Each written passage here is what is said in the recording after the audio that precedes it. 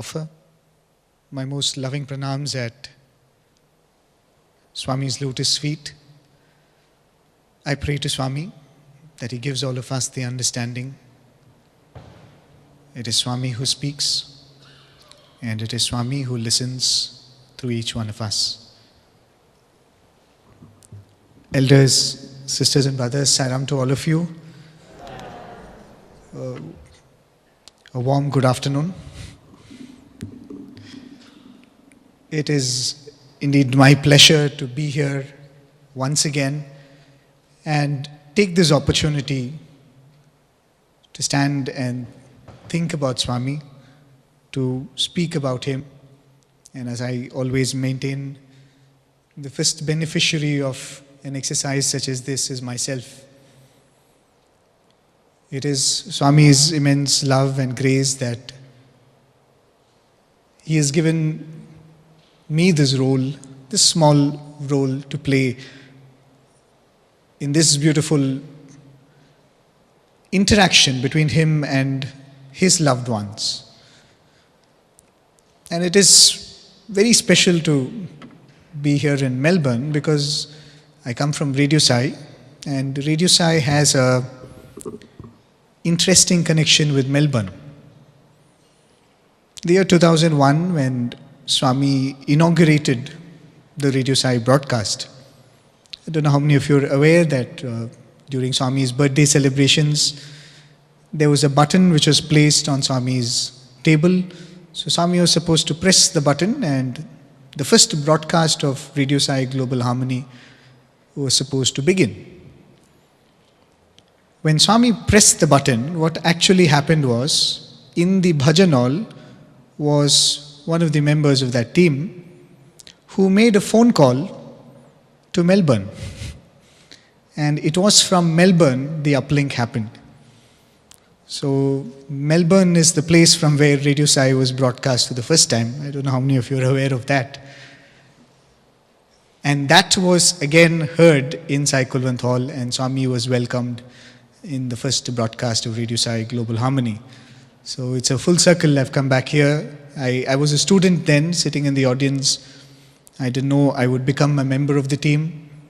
Eventually I did. And now I'm here, the place where it all began, right? So it is wonderful to be here with all of you this evening. The past couple of days has been beautiful.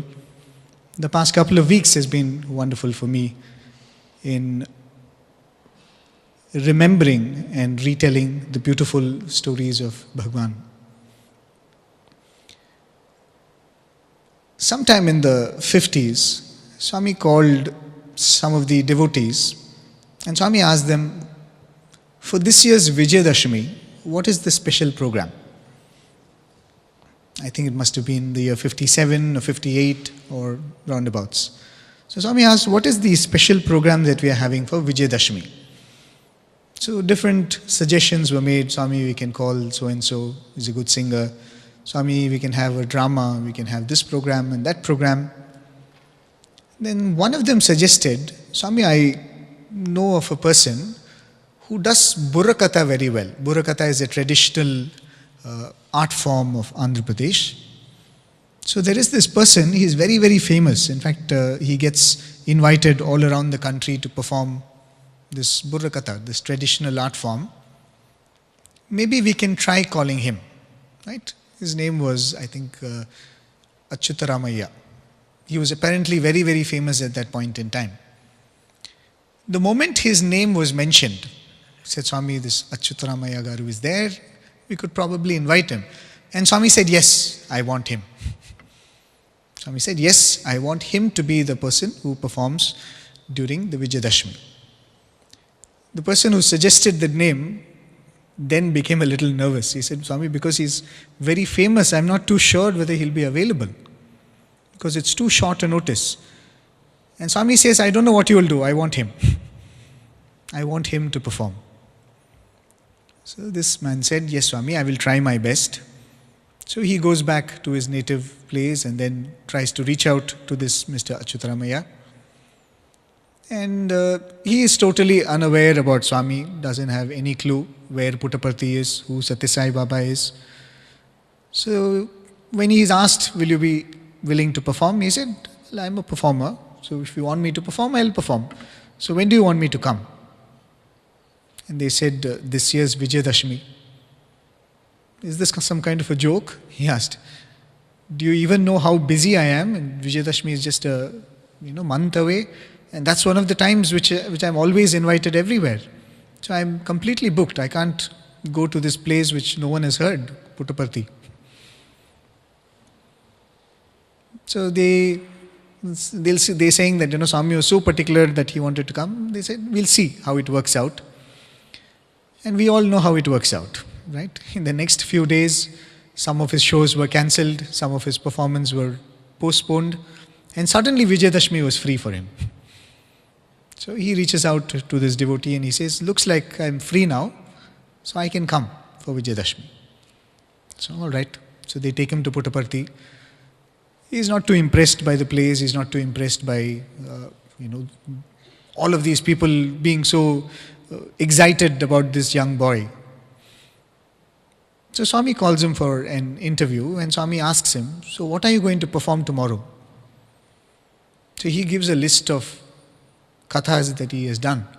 Swami is Subhash Chandra Bose, Swami Ravana and some Kumbhakarna's fight, and the killing of this Asura. And Swami told him, Vijayadashmi is such an auspicious day, don't you have anything auspicious? Everything is about wars and killing. And so he said, Swami, nowadays people want to hear only this, so I keep performing only this. Swami said, no, in Puttaparthi I don't want. I want something auspicious. So this man says, Swami, many years ago I have done a Burra Katha on Parvati Kalyanam. And Swami says, yes, that is a good topic. You can do on that. This man says, but Swami, it's been a while. I don't remember it completely, but I'll see. That night, this man goes to sleep in Puttaparthi. The entire script of Parvati Kalyanam, which he had written many years ago, was coming in front of him in the dream. Right? Line by line, so clearly, it comes in front of him in that dream. The next morning, he wakes up and he completely remembers the whole thing. But he can't go and tell that this is the dream I had, right? So he goes to Swami and says, yeah, now I can, I think I've recollected whatever I had done many years ago. I can do it now. Swami doesn't say anything. Swami says, good, Manchidi. So you do that. So he performs. He performs that entire Burra Katha. Everyone is enthralled because he is a professional. He's very good at his art. At the end of it, Swami blesses him with the usual gifts that he blesses artists with, clothes and whatever is the respects that are paid to an artist who performs. At the end of it, Swami tells him, I will give you prasadam, you wait. And then the other functions continue. This man comes backstage. He says, what prasadam I have to wait for? He has given me the money, he has given me whatever gifts he has to give. I am leaving. Right? He says, I don't need any prasadam. What will I do with prasadam? So he goes back to his hometown, and one day he is sitting in the portico of his house. And this man had this problem of very acute asthma attacks. So that day, as he was sitting there, he suddenly has this acute attack of asthma. He's not able to breathe, he's gasping, and it is so bad that he's not even able to call out for help. So he thinks that his last moments have come, right? He thinks that this is it, because he's not even able to call out for help. And as he is sitting there in the portico gasping for breath, he hears a voice. The voice says, Achuta, I told you I'll give you prasadam, why did you leave? And he recognizes the voice. And the voice continues, no problem. You sit here for a minute and then you go to your room. I have kept prasadam there. I have kept all the prasadam there. And so he calms himself down, sits for a while. Then he gets up and he goes to his room in the first floor of his house, As he reaches his bed, he sees on the bed Swami has kept vibhuti packets for him. He takes the vibhuti, he consumes a little bit of it. Instantly he feels much better. And now what is there to do but to rush back to Swami and express his gratitude and seek Swami's forgiveness. So he goes back to Swami immediately. And he is so thrilled by this experience of Swami drawing him to himself. And he said, Swami, you should come back to, the place he was from. I think it was Rajamandri. So he was saying, Swami, you should come and you should visit all these places. Please come. There are so many people who will benefit if you come. And imagine, Swami tells, who knows me there? Nobody knows me there. If I come, when people might not come. So this man who's supposed to be the famous artist, he says, Swami, they may not know you, but they know me. He says, I will tell them about my Swami. He says, I will go around telling about my Swami. And for the next few years, he travels extensively in the region of Andhra Pradesh to every town, every village, singing the praises of Swami. To the extent that every village now recognizes Swami. Some of my brothers from the media center, when they went to one of the villages, they were so thrilled to see that every house in that village, on the wall there was a quotation of Swami. Every house of that entire village was resonating with Swami's love, name and message. Because this devotee who was touched said, they may not know you, but they know me, and so they will know you. One of the most beautiful quotes I had come across a long time ago is, if people know you and don't know God, people should know God because they know you. Live your life in such a way. And I think that is the opportunity that Swami has given all of us. That is a small opportunity that Swami has given individuals like myself. Not to speak about him. We don't stand here to glorify him. We don't stand here to spread his message and spread his name. We are here to speak about what has touched us. I am here to speak about what has moved me. And what probably attracts all of you to it is the same Lord who has loved you, the same Lord who is loving you, who has moved you.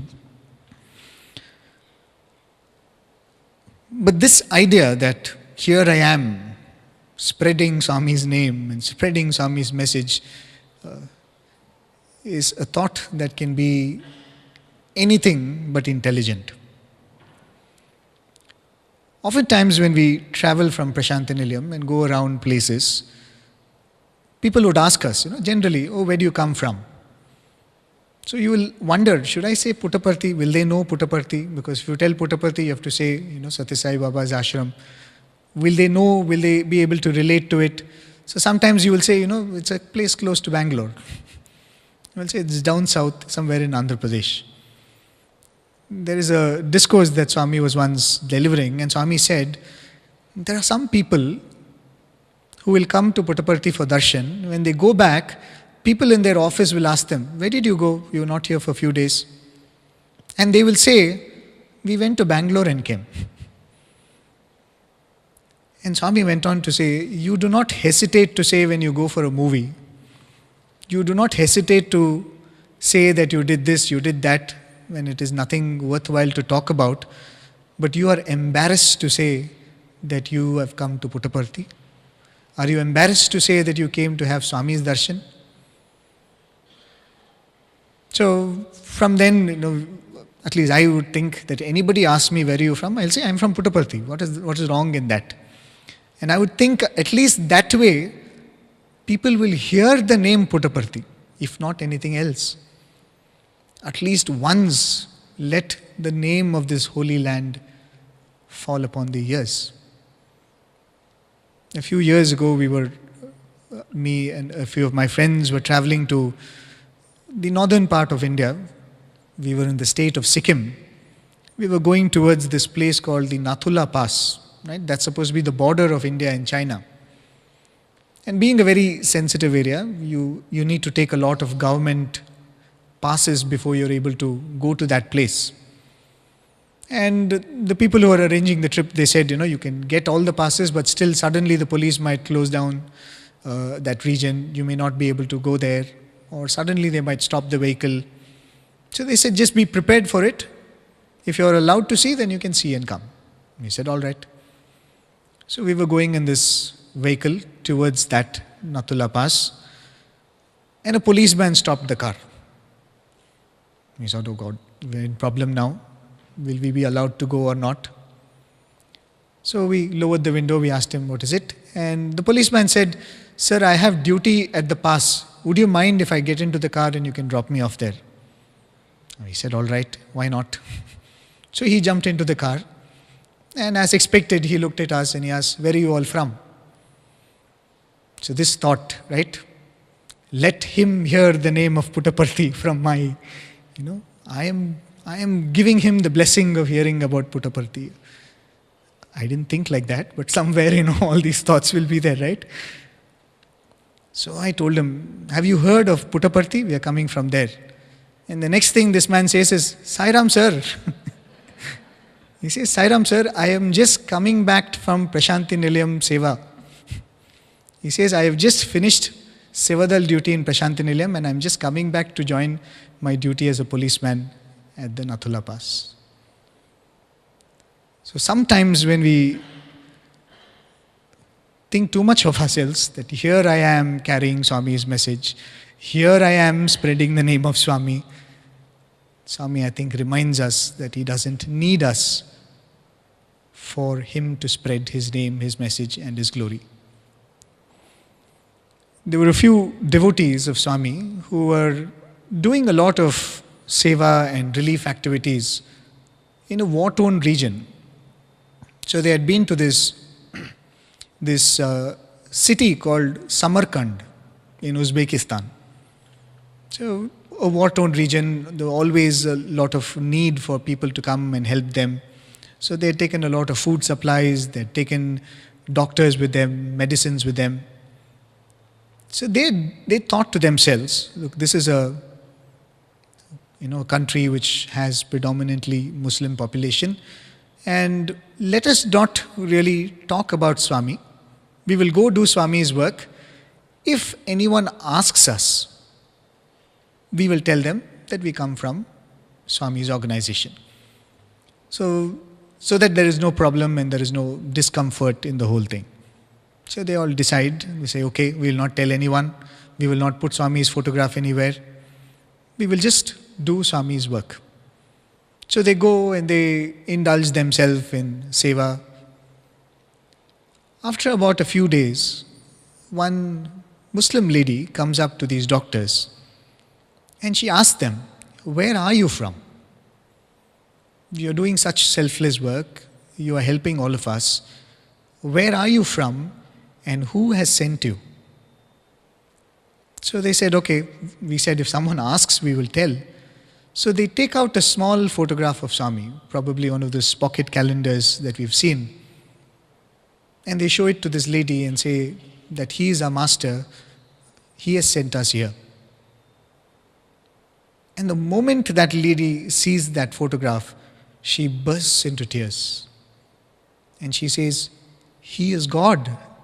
He is our God. We know him. And this group was stunned. They said, how do you know him? He says, because he keeps coming here to comfort us. We've all seen him multiple times. And as they were conversing with this old lady, one of the children who were playing around comes and looks over the shoulder of these people who are playing and looks at Swami's photograph and says, oh, he was here last evening playing soccer with us. When we think that we are carrying Swami's name and we are doing Swami's work, I think every now and then Swami reminds us that he actually doesn't need any of us to do that, right? You look around in Prasanthi Nilayam, you have multiple institutions. You have Swami running a university, Swami running hospitals, a general hospital, a super hospital, a mobile hospital. But when you ask this question, that does he really need to run any of these institutions at all? Does he need a hospital to heal? Does he need a university to teach? There was this doctor who was working in Swami's hospital. This story was told by another doctor. So this doctor was working in Swami's hospital, and all of a sudden he started feeling a little unwell. He started becoming very weak. So they decided to run a few tests on him. And when they ran the tests, they found out that he was a bit anemic, right? His RBCs were low or whatever was the condition. So then they said, let's do a proper thorough checkup and let's see what could be wrong. Is there any other problem? So they found out that there was an internal bleeding somewhere in the intestine or something. Some hemorrhage was there, because of which he was constantly losing blood and he was becoming anemic. So they said, the best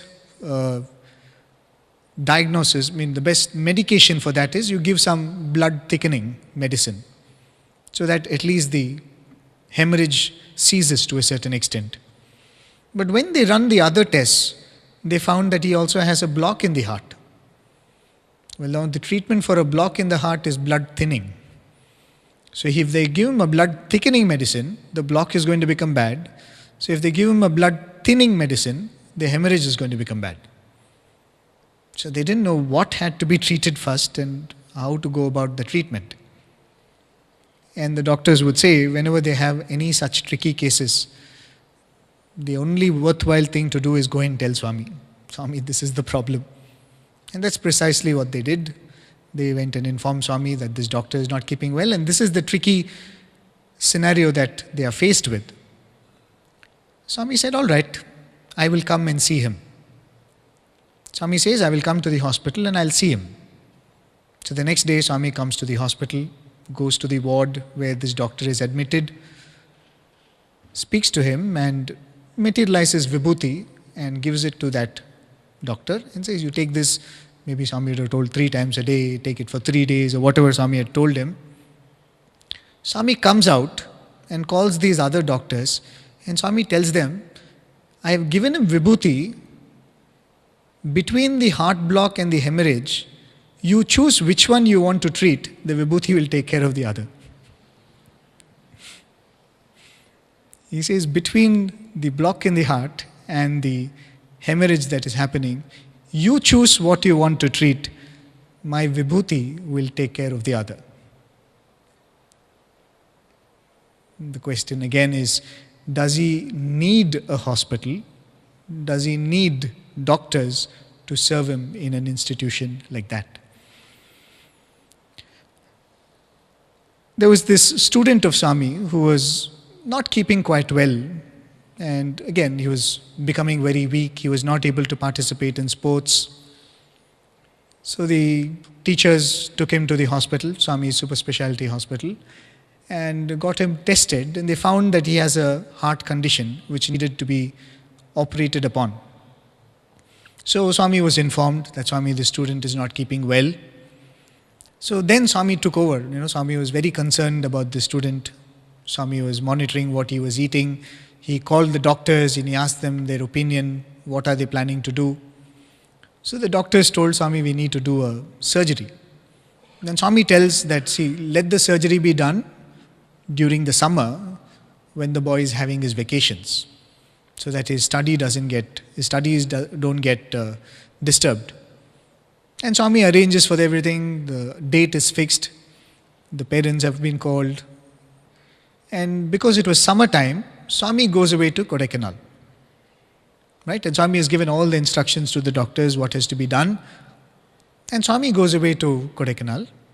And one day Swami is sitting in Kodaikanal with all the other students around him.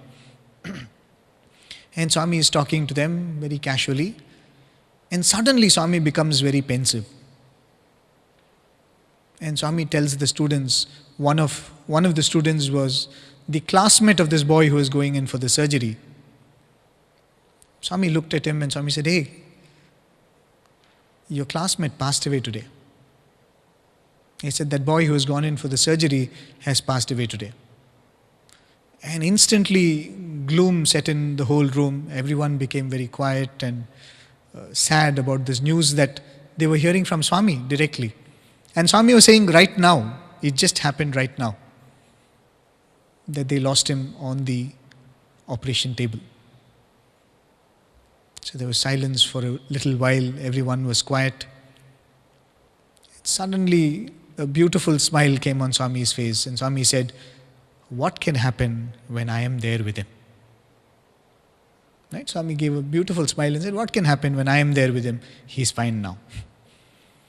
So they were all very happy. The Kodai session went on as beautiful. And they were all waiting to go back and find out what exactly happened. And so they went to the doctors who were treating this boy. And they asked him, "Was the surgery uneventful, or is there anything that happened during the surgery?" So they asked, why are you asking this? And then they described that this is the scene that had happened in Kodaikanal when Swami was sitting with them. And then the doctor said that actually when we were doing the surgery, I think it was an open heart surgery or something, after the surgery they're supposed to return the function of the heart from the heart-lung machine to the heart. Right? That's one of the steps they do. You first assign the heart-lung machine to take over the pumping of the heart. You operate upon the heart, and then the heart-lung machine is supposed to transfer the function back to the operated heart. And this doctor was saying that however much we may claim to be doctors and great surgeons and scientists, he says there is no guarantee that we can give that after this the heart will start beating. Maybe 90 out of 100 times it does, but if it doesn't, this doctor said we have no clue why it doesn't, and we have no way to make it function normally. They might have some procedures. So they said there is no way we can do anything about it if the heart doesn't beat. And they were saying that day, that's exactly what happened. We finished the surgery and we were trying to transfer the function of the heart from the machine to this human heart, and it was not beating. And he said, at that moment, we all dropped our scalpels and equipment down. We turned to the photo of Swami in the operation theatre, and together we all started chanting Sai Gayatri. And that's precisely the time at which Swami was telling in Kodai, this boy has passed away. And after a few brief seconds, Swami said, "I am there with him, nothing has happened." So here we see Swami has set up an institution where he has professional doctors. But then the question is, does he really need us? The Lord who can merely by his word, how many are there who tell us the stories of Swami said, cancer cancelled, and the cancer vanishes. When he heals a heart with a hole without any surgery, we have seen, right? We have met people who have had fractures which have healed overnight. We have seen people for whom Swami has performed surgeries in the interview room. We have spoken to such people. But in spite of him being able to do all of this by himself, he creates institutions. He creates opportunities for people like you and me to participate in that work. One of my teachers was narrating this episode to me. He's a He's a teacher of chemistry. When he finished his bachelor's, in those days, you had to choose the subject that you're going to major in after you finish your bachelor's. And most of us, whenever we would get this opportunity, we would go and ask Swami. So, Swami, I finished my bachelor's. Which subject should I do my master's in? Generally, if you ask this to our parents, our elders, what will they say? Which subject are you good at? Which subject have you done well in? But with Swami, it's the other way around. Swami will ask, which subject did you get your least marks in? And Swami will say, do that. Take that subject. So this boy goes and asks Swami, Swami, what should I do? Swami asks him, in your final exam, which subject did you get your least marks in? And he says, Swami, chemistry. Take chemistry. So that's it. He was stuck in the subject. And he says that he joins for the master's program in chemistry. First thing, he is not able to understand a single concept which is being taught to him in the class. Whatever is being written on the blackboard is Greek and Latin to him. And he's saying that it was horrendous. He could not make anything out of what was being taught. And as though to add insult to injury, he said for some reason the professor just did not like him at all. Every day the class would begin with the professor coming in and pulling him up for some reason or the other, asking him some question. He would cut a sorry figure and then he would get shouted at. And then he would start teaching, which he would not understand at all. So it was a nightmare that he was living. And he was wondering, I have to study this course for 2 years, and what is going to happen to my career? And all this was going on in his mind. And as though if this was not enough, the professor of the physics department liked him a lot. And he was good at physics. The professor of the physics department liked him a lot, and he kept saying, why don't you come to my department?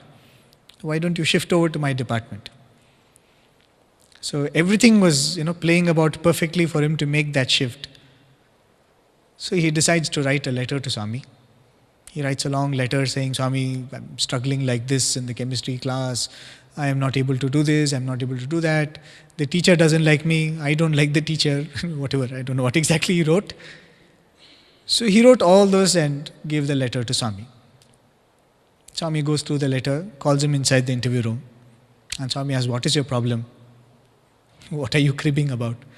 So again he pours out the whole thing. Swami, I don't understand what is being taught. Teacher doesn't like me. Please Swami, please permit me. I'll shift to the physics department. It's still early in the course. So if you permit me, I'll shift to the physics department. Swami said, it's after all a subject. After all chemistry. Why do you have to get so worked up about that? He says, Swami, it's a big deal, right? For us when we are studying, it's a big deal. At that moment, it seems like that's the most important thing in the whole world. But Swami was telling him, it's after all a subject, you'll do well. But he said, no, Swami, I'm not able to. And Swami, at the end of it, Swami says, okay, come here. So he goes up to Swami. And Swami gives him a resounding pat on his head. He says, go, everything will be fine. This boy is like, Swami, what? Everything will be fine. I have to go back to the chemistry class now. Swami says, go, everything will be fine. And he says he goes back.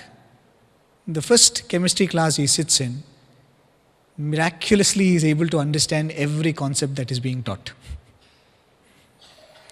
Suddenly everything makes sense. If you think that is the greatest miracle, no, the professor starts liking him. And he says, that's a greater miracle. And within a few days, he says, I become the most favorite student of the professor. And everything makes sense. And he suddenly becomes the star student of the whole class. And, Swami has a way to really make his mark. Because eventually, he went on to win the Young Scientist Award of the country. And all it took was one pat on the head. So we would often think, Swami, we could have had different lines. One line for chemistry, one line for physics, one line for biology. We all could have walked up to you and one pat for each one.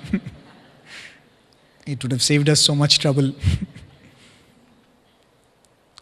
So he who can just grant the knowledge of not any ordinary subject, chemistry, right?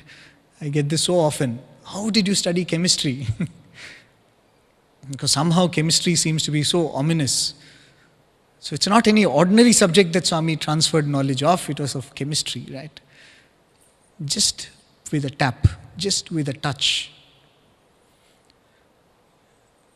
Sometime in the 60s, Swami was in the city of Madras. And Swami was having a meeting of all the office bearers of the organization at that time. Very senior office bearers. So Swami said, let's convene this meeting. I'm in Madras and most of you are here. So maybe about 10 gentlemen, all elderly people. And then Swami started speaking in Telugu, right? Like how he usually does. And one of the elderly people, they stopped Swami and said, Swami, I mean, you can't go on in Telugu like this because we have one person who doesn't understand Telugu, right? And he's a very important functionary in the organization.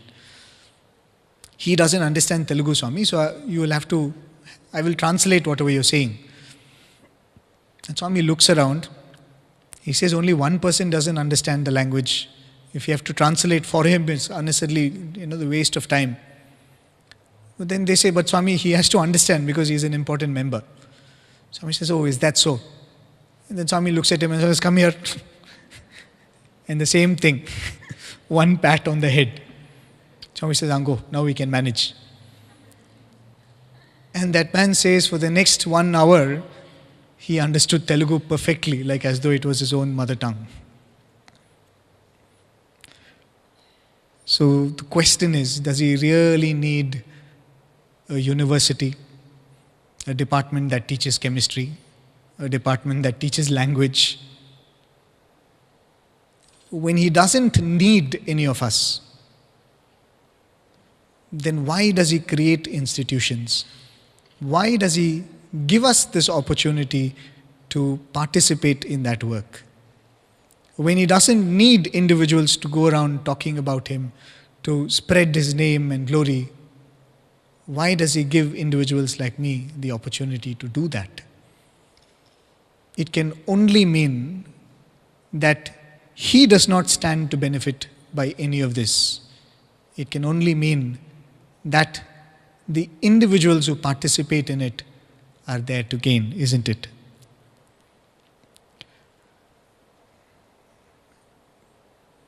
A few years ago, I was doing this program on the radio where it was a children's program, right? So the children's program would have different components. We would have storytelling, we would have a short conversation with a child, we would have some songs, sometimes we'd teach some bhajans. So we were doing this program on the radio. One time we narrated a story, a Chinnakatha, which is quite famous, most of you might be aware of it, where there is this little boy who has to go to his school crossing a small area of a jungle. So he's every time very scared to cross that jungle, so he comes back home one day.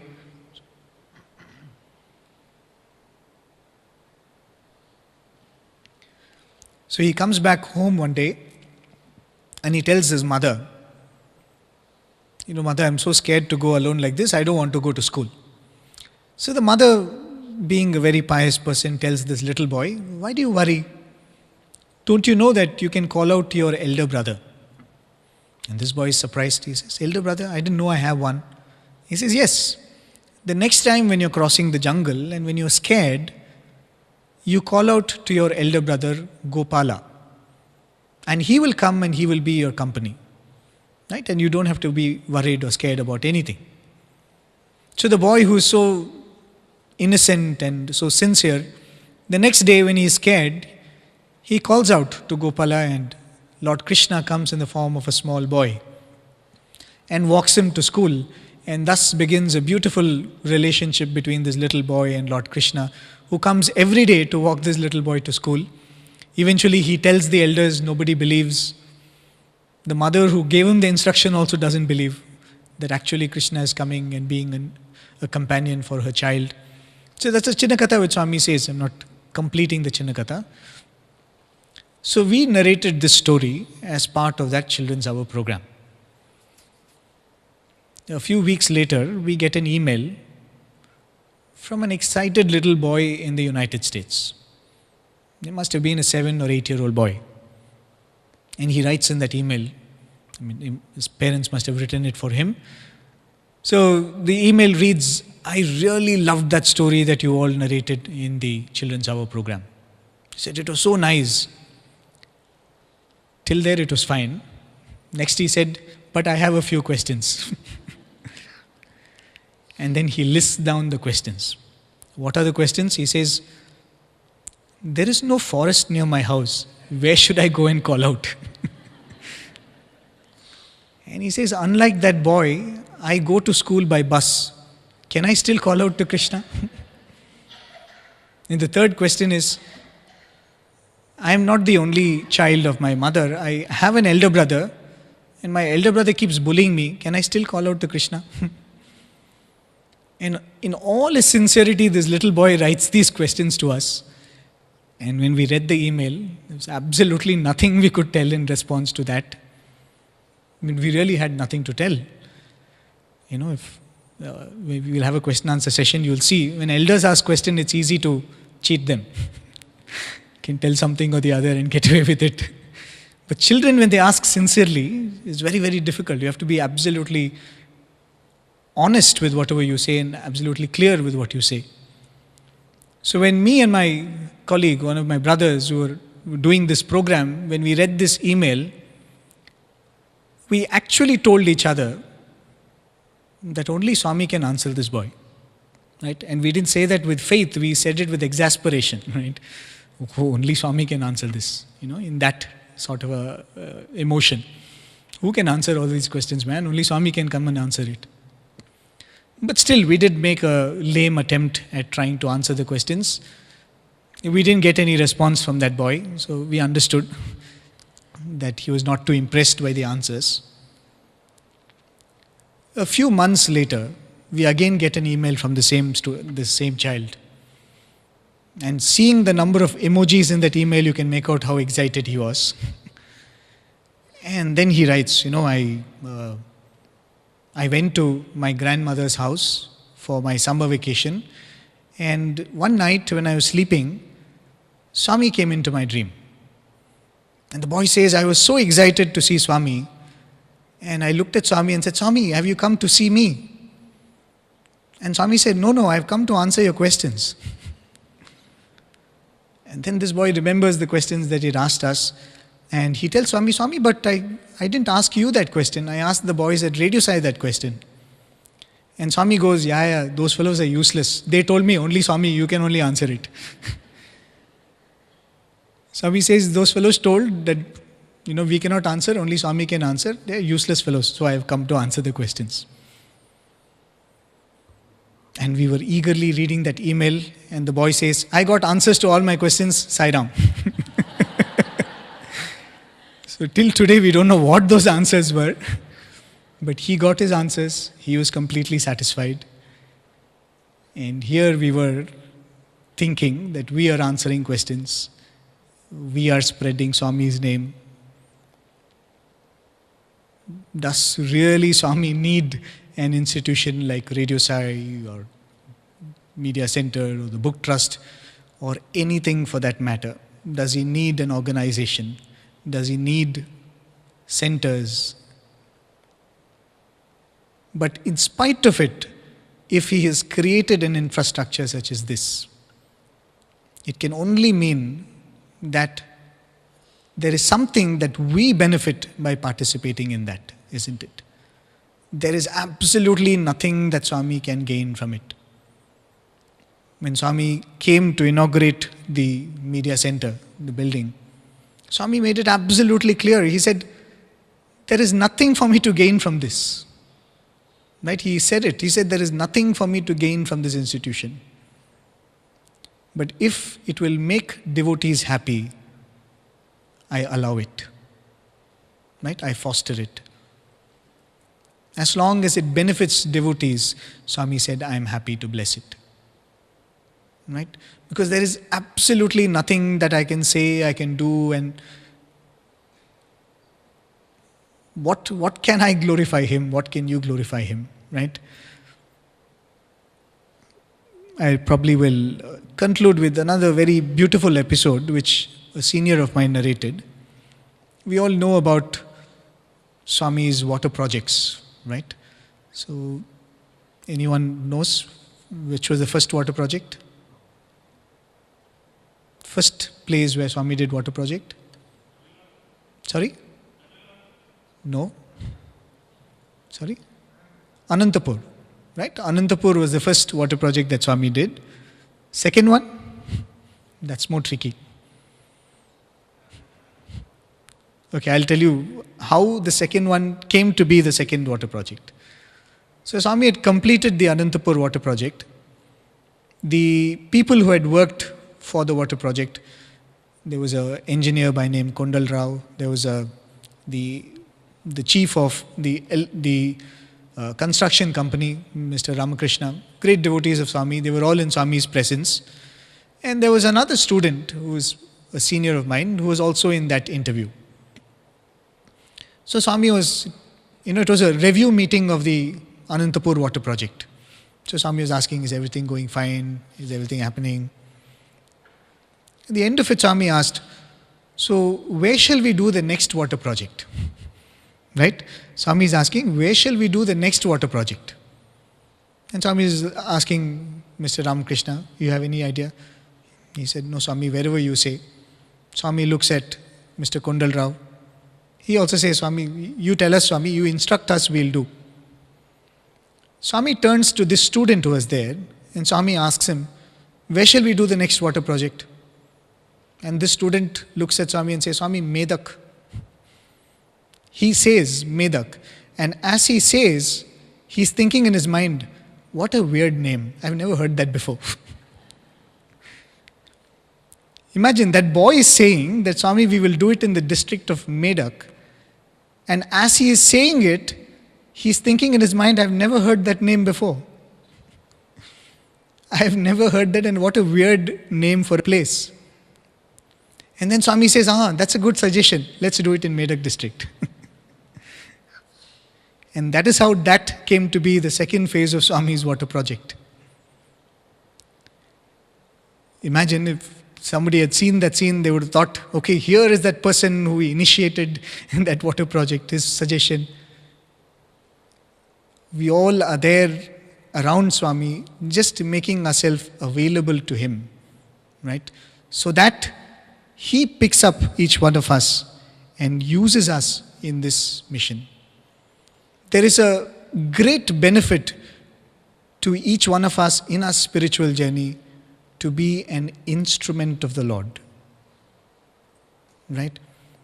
Knowing well, being in that complete awareness that He doesn't require me, He doesn't require an institution, He doesn't require my efforts, but still participating in the work with the thought that I am merely an instrument. Right? As Krishna instructed Arjuna, Nimitta matram bhavasavya sachi, he says, O Arjuna, be nimitta matram, be an instrument alone. And in that lies your redemption, in that lies your freedom. So this was the topic on which I thought we can deliberate upon a little more. Maybe after the tea break we can talk about it a little more. I know it is not very theoretical. I'm consciously not making it very message heavy. I was instructed, we want more stories. And I said I could not be happier. There is nothing more beautiful than merely listening to the stories of Swami, immersing ourselves in the stories of Swami. And as we do that, pray to Swami that all of these become a part of our thinking, right? Part of our understanding of what we are supposed to do with this life.